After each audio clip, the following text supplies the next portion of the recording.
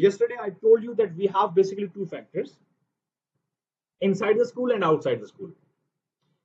So somehow we discuss two factors, that was the factors of outside the school. And outside the school factors, we have material and the cultural deprivation. Now come on to factors that basically influence your education attainment.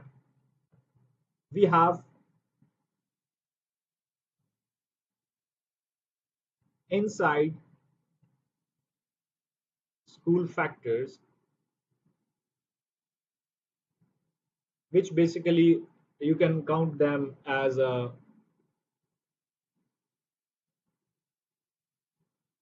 factors that basically affect your attainment. Okay, and these factors are: number one, labeling.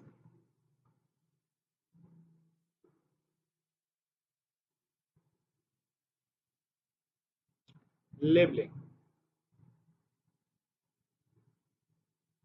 But this refers to the way in which teachers classify and stereotype the student.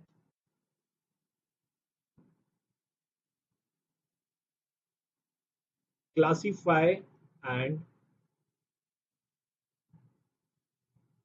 stereotype the student. Stereotype the student. According to the study field,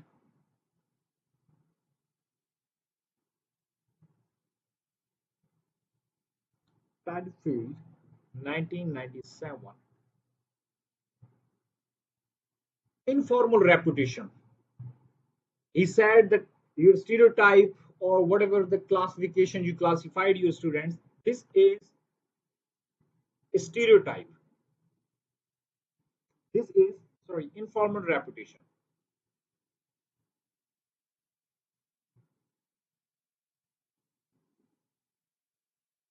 This is an informal reputation. And what kind of informal reputation we have? For example, let's say a sort. They give two terminology. Let's say a sort. Sort mean a very hardworking student.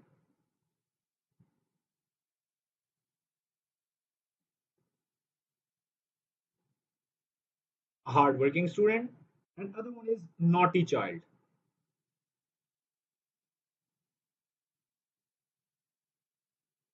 Naughty child.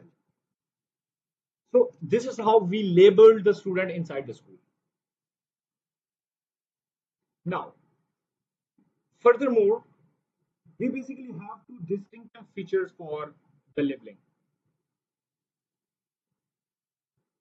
Two distinctive feature.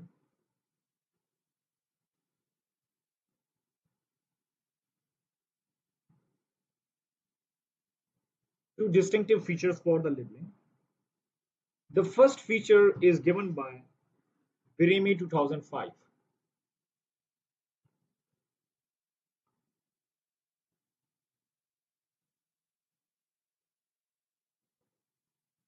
It's BRIMI.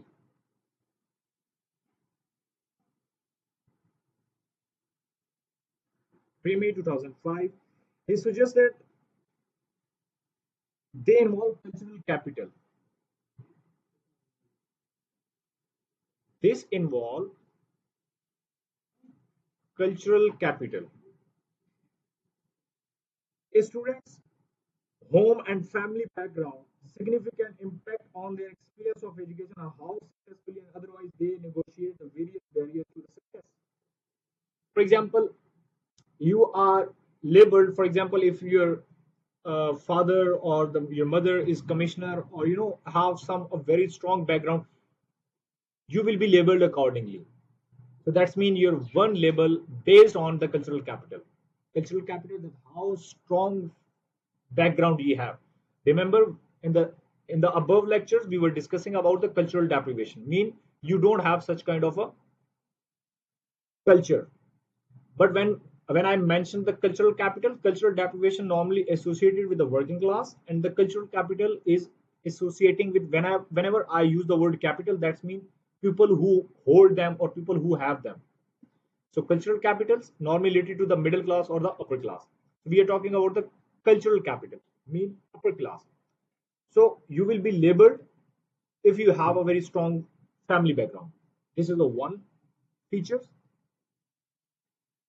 Next feature is given by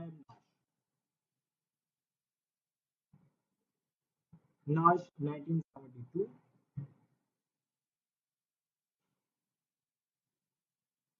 Nash 1972. Success and failure. Success and failure. If you are good in the class, you will be labeled accordingly. And if you are poor in the education system, like if you are good in the education system, so everyone will say he's a very fine student, he's a very hardworking student. Okay, but if you are not, that's mean your reputation is negative. Okay, it's not simply person background, how wealthy their parents are. They are more process at the work in the classroom, relating to how teachers and students manage their impressions on each other. Okay, if you are good, so you are a good people, they may be able to overcome a particular disadvantage. For example, if you have a very good reputation, in this case, for example, if you are a very good student, if you are a very good student, this may somehow remove, or and you are from poor family background, this can remove your such disadvantage, because although you are from poor family but still you have a very good reputation, mean you have a very good label, and label of very good student. Okay, so these are two distinctive feature we have under the heading of label. And somehow your good student label uh, compromise and somehow give you extra edge, or reducing the edge of the capital.